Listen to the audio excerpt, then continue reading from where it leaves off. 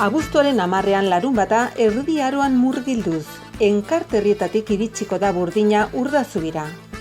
Artisauak egun guztian zehar, haur jolasak, zikiroa. Abuztuaren 10ean larunbata Urdazubin, Burdin eguna. Arratsaldeon, gure bigarren elkarrizketa daukagu oraingoan, Lucia eta Bai dauzkagu gurekin. Lucia Nafarroako IESaren aurkako batzordeko kidea da, eta Bai Nafarroako Gaztediaren Kontseilutik dator.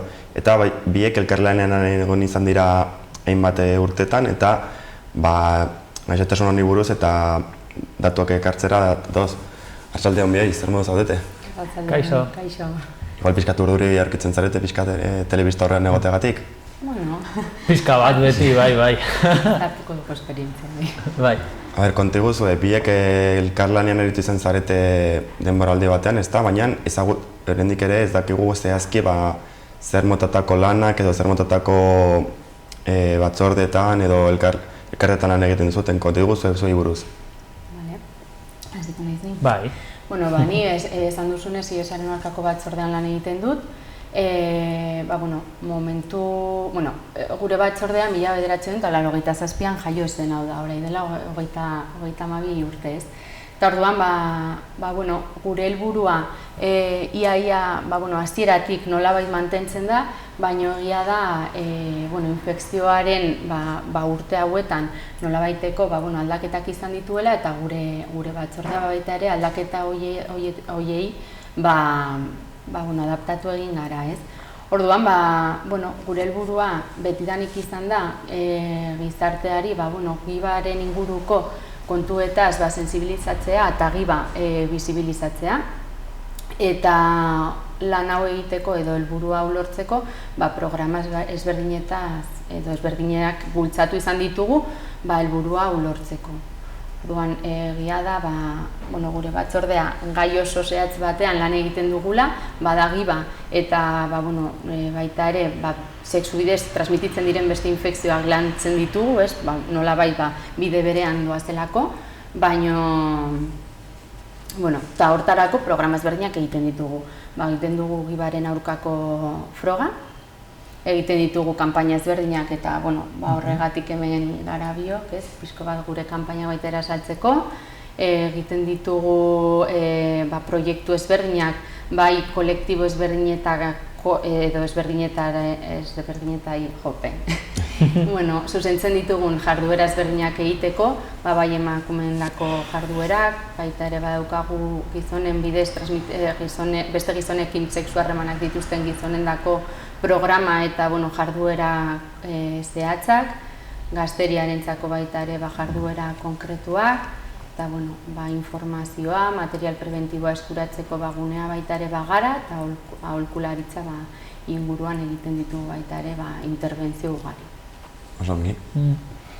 Eta Gazteriaren Kontseilua ere bai, justo urte berdinean sortu zen, eta helburu nagusiena da izatea gazteria eta gobernuaren arteko nolabaiteko interlokuzioa edo harreman mantentzea. Horretarako lantzen ditugu gazteriari gehien interesatzen zaizkigun arazoak edo gaiak. Gurasoen etxetik alde egitea edo lan duinak lortzea, osasunari inguruko gai ugari ere bai. Horretarako saiatzen garena da parte hartze espazioak sortu, gazteok gai hauei buruz dugun iritzia eman ahal izateko eta iritzi hau gero politikariek kontutan izateko araudiak edo legeak sortzerako orduan. Gazte Kontseilua gazte elkartez osatuta dago, momentu honetan 60 elkarte inguru daude Kontseiluaren barne, eta hauek dira azken finean Nafarroako gazteriaren espazioak edo eremuak osatzen dituztenak. Eta egiten ditugun jardueren artean, arlo desberdinetako kanpainak edo horrelako inzidentziak, eta osasun arloan zehazki IESaren aurkako batzordearekin kanpaina mankomun hau da agian ikusgarriena, edo kanpora begira gehien ikusten dena. Hala ere ez da lehen aldia bien artean elkarrekin elkarlanean zaudetela kanpenare bat egiteko edo beste proiekturen batetan, ez da? Batez ere, festen inguruko kanpainetan lan egin dugu. Bai. Bada San Ferminetan, baita ere auzoko jaietan, eta duela 3 urte hasi ginen, baina batez ere azkenen urtean eta aurten egin dugu kanpaina nahiko potentea Nafarroako festival guztietan. Bai. Eta, gero, etaren nahi baduzu azaldu. Eta gero biok baita ere parte egiten dugu gozamenezko programan, dela gazteria eta sexualitatea lantzen duen programa berezia. Datuei buruz pixkat hitz eginez, oraingo momentuan zenbat kasu daude Nafarroan zehar ihesa daukaten pertsonen inguruan? Bira, gu orain daukagun datuak Osasun Publikoko Institutoa eskaintzen dituen datuak dira eta 2017ko datuak dira azkenengoak. Orduan 2017an 41 kasu berri izan ziren. Nafarroan 2038 pertsona hitz egiten dugu gibadun pertsonetaz. Eta ez iezadunak zergatik giba duten edo birusa duten pertsonak direlako eta iesa duten pertsonak gaixotasuna duten pertsonak dira eta hauek askoz gutxiago direlako. Beraz, datu hauek egia da orain dela 5 urte gorakada importantea izan zutela, azkenengo urteetan pixko bat berago joan ziren eta azkenengo urtean 2016an 36 izan ziren eta 2017an 41. Beraz, ikus dezakegu nolabait, datuak baita ere nolabaiteko gorabeherak dituztela, baina datu horiek mantentzea guretzako baita ere datu kezkagarriak dira, zer egiten ari gara datu horiek mantentzeko. Eta hori gibaren aldetik, baina gu baita ere eta gure kanpainak ez dira bakarrikan giban, ez dute bakarrikan giba begiratzen baizik eta sexu bidez transmititzen diren beste gaixotasunak eta hauek bereziki sifilis, klamidiak eta baita ere institutoak ematen dituen datuak ikus dezakegu datu hauek batez ere bai handitu egin direla nahiko gainera. Uste duzue, orain aldian, azken aldi honetan, gaixotasun sexualen transmisioi buruzko ez dakit kezkak edo kontzientzia falta areagotu egin dela, gazteok gutxiago kontutan hartzen ditugu sexua dakarren arriskuak? Bueno, egia da datuek gauza bat esaten dutela eta gero egia da baita ere agian 80. hamarkadan eta iesak eta zuen presentzia askoz handiagoa zela eta lan asko egin zen honen prebentzioan, ez? Hortik aurrera, poliki agian presentzia hori behera joan da, azkenean baita ere infekzio kasuak behera joan zirelako eta orain aurkitzen gara nolabaiteko repunte batekin, ez? Orduan, badirudi gai honetan lan egiten jarraitu behar dugula, ez? Kanpainak egiten eta azken finean ez bakarrik gibaren inguruan, baizik eta Luziak esaten zuen bezala, ez?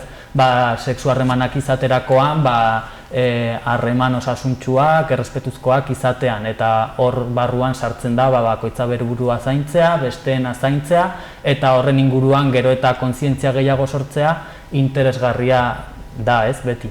Eta gero baita ere, nabaritzen da nolabaiteko aurreiritzia gazteriaren inguruan, ez? Azken finean, lan egiten dugu festa inguruan eta hor gazteria biltzen delako, ez? Gazteoi festan ateratzea gustatzen zaigulako, baina helduei ere bai, eta gazteok agian aktiboa gara harreman sexualetan, baina helduak ere bai, horrek ez du esan nahi gazteok bakarrik ditugula arriskutsuak diren sexu harremanak, ez? Baizik eta biztanleria osoak jakin behar dituen gauzak direla. Orduan aurreiritzi hau haustea ere interesgarria da, ez? Eta sexu harremanak bakarrik koitoan ez direla zentratzen eta beste modu asko daudela disfrutatzeko zure lagunarekin edo neska lagun edo mutilagunarekin, ere garrantzitsua da.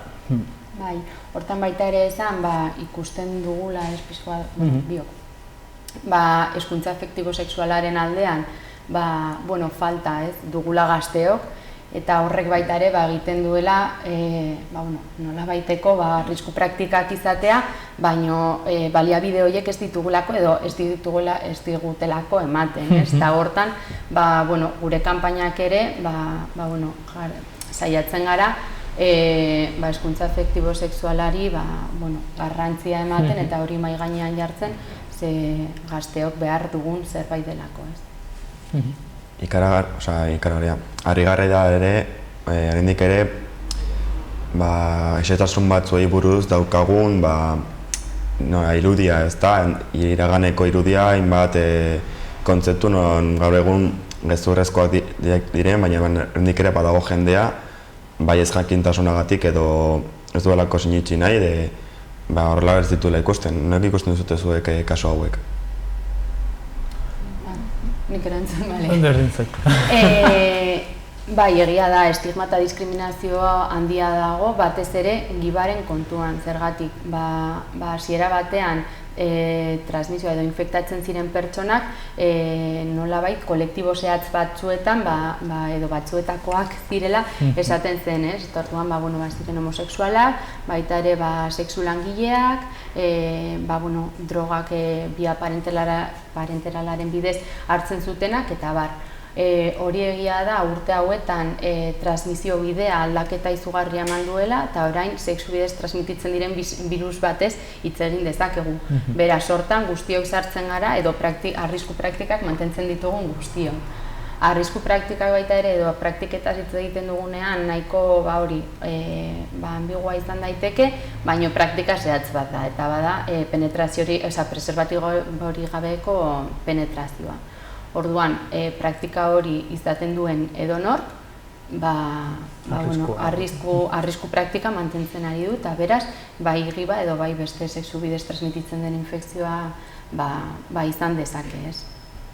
Eta egia da, pixko bat, gazteen kontuan edo gazteen inguruan, ze orain dela urte asko, institutoak ez ziguen adinaren inguruko datuak errazten, ez? Eta orain dela 3 urte, bai hasi zen datu horiek errazten, eta bai ikusi dela gero eta pertsona gazteagoak infektatzen garela gibaz. Eta orduan hori baita ere kontuan izan behar da, kanpainak eta pixko bat hortan zehazteko, ez da. Kanpainak azaldu dituzu eta azkenealdian eman zuen kanpainarik ezagunena izan zen, adibidez Sanferminetakoa, ez da, aurkezpena egin zenuten eta Sanfermin osoetan zehar egon zineten informazioa eskaintzen, datuak biltzen, nolakoa izan zen esperientzia hau? Beti oso positiboak izaten dira horrelako kanpainak, ez? Ikusgarritasun asko izaten dute eta gainera Sanferminetan izan da hemen dugun festari garrantzitsuenean oso momentu aproposa da gai hau lantzeko. Oso sentsazio onak utzi zituen, ez? Egiten dugun 3. urtea da dagoeneko, orduan ja badaukagu ibilbide bat eta agian hasieran egin genituen akatsak orain ja ez ditugu egiten eta horrek kanpaina gero eta haratago eramatera bultzatzen gaitu. Kanpaina azken finean bada gazteok eta jendea biltzen den tokietan material preventiboa eskuragarri egotea dohainik. Eta horretarako tabernetara joaten gara eta parte hartzen duten tabernetan edo festa zonaldeetan, baita ere txosnetan eta bar, kartelak ipintzen ditugu, bertan material preventiboa eskuragarri dagoela jakinarazteko. Eta material preventiboaren artean, gehien bat preservatiboak daude, baina baita ere lubrikanteak eta preservatibo femeninoren bat ere badago. Hori da. Eta orokorrean nolako izan da jendearen harrera kanpaina honen inguruan? Ikusi duzute grinerarekin jakiteko interesa izan dute edo pixkat ere ez eten beste inporta? Ez, harrera ona duen kanpaina da. Egia da, azkenengo 3 urte hauetan bultzadan handia eman diogula kanpainari, baino atzetik datorren kanpaina da, ez? Ze azkenengo 3 urte hauetan Iruñeko udalarekin edo Iruñeko udalaren diru laguntzarekin kontatu dugu, eta horrek egin du bultzada handia ematea batez ere ikusgarritasunaren aldetik, ez? Ze esaguna da, hori, betiko kanpaina dela, eta ja tabernetara gerturatzen garenean material preventiboarekin gure ez da daude, eta hori, guretzat baita ere positiboa da, erreferenteak izatea horren inguruan, ez? Eta festetako osasun sexualaren inguruan zurekin kontatzea positiboa da. Eta jendearen harreraren artean baita ere ona. Egia da, aurten baita ere saiatu gara pixko bat, buelta bat gehiago ematen, ikusten genuen material preventiboa eskuragai zegoela eta ondo, baina gure kanpaina sexualitatearen begirada zabal batean oinarritzen den kanpaina bat da. Eta orduan hori nolabait azaldu nahi genion baita ere gizarteari, eta orduan aurten egin ditugu tarjetero txiki batzuk, eta jartzen ditugu esaldiak nolabait, pixko bat zabaltasun hori, baita ere isladatzeko. Kanpainaren helburua bada, pertsonen artean daukagun, komunikazioetan, topaketetan, harremanetan, baitugu hola 3 eje, ez? Dibertsitatean oinarritzea, adostasunean eta berdintasunean, ez? Eta uste dugulako, pilar horietan oinarritzen diren harremanak, zaintzazko harremanak izango direla, ez? Bizkat ere, elkarrizketaria amaiera emateagatik, datozen hilabeteetan beste proiektu handi batetan sartuta egongo zarete, edo auzo eta herrietako festetan zentratuko zarete daukaten garrantzia hilabete horretan eta oporretango delako. Bai, San Ferminetako kanpainaren ondorioak edo ikusi behar ditugu eta ebaluaketa egin hurrengo urtera ja begira.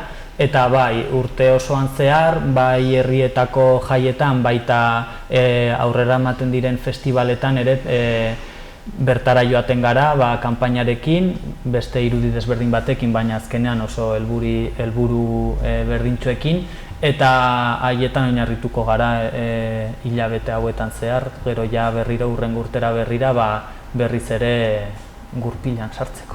Eta gero, buelta bat beti ematen diogu kanpaina, ez da berdin bizia dagoen kanpaina bat da, eta orduan, konsideratzen ditugun aldaketak egiten dio, eta baita ere, non jarri begira da, ze kolektiboan, nola, horri baita ere buelta bat ematen diogu, eta hori. Eta egia da, erreferentea garela, ez? Gu hasi ginen kontaktatzen festivalekin, eta orain gauza buelta ematen ari du, ez? Eta orduan herriko festetatik ditzen, ikusi dugu, karpa batekin izaten zarela, jartzen zaretela festivaletan, orduan, eta horrekin, igual ikusi beharko dugu zer egin, ze gara inbeste, eta jaiak gero eta gehiago dira. Orduan, baina gure helburua da ahalik eta esparru gehienetan egotea eta gure mezua zabaltzea. Mikote, mi esker hona tortzagatik, konpartitu duzun informazio guztiarengatik, espero dugu abuztu irailean, oraindik egiten diren enbeste jaietan lanean jarraitzea, lan oparoa espero dugu, eta beste aldi batetan troinen aldi bat duzute berriz ere, beste konturen bate kontatzera, ongi etorri emango dizugu. Mila esker. Eskerrik asko. Zuei.